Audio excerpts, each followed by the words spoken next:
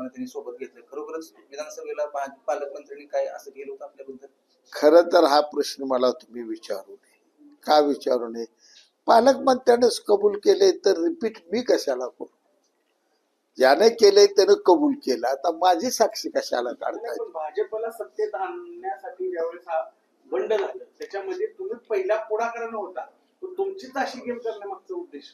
आता वास्तविकता माझं स्पष्ट मत आहे, हे फडणवीस साहेबांनी विचार करायला पाहिजे. माझं दुःखच ते इथं असं घडत होतं ते त्यांना का कळत नाही का? आणि मी त्यांचा कुठला शब्द मोडला हे त्यांनी सांगावं मला. 15,000 लीड आहे माझ्या तालुक्यात. काल किती मोहिते पाटील घराण्यातला उमेदवार होता, बिकट परिस्थिती होती. आणि मी जर निवडणूक खासदारकी सोडून ऑपरेशन केलं असतं तर माझा असा बिकट कॅन्सर आजार गेला नसता.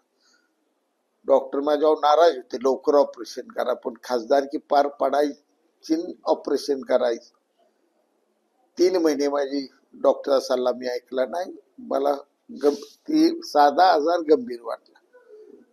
पण रणजित निंबाळकरांसाठी किंवा आपली कर्तव्य आहे, मित्र पक्षाचा उमेदवार आहे, मी माझा जीव स्वापणाला लावून विचार केला नाही. जाऊ द्या, मला काय तेच वाईट वाटायचं. कारण जे त्याचे नियत जे आहे त्या बरोबर. सांगोलीची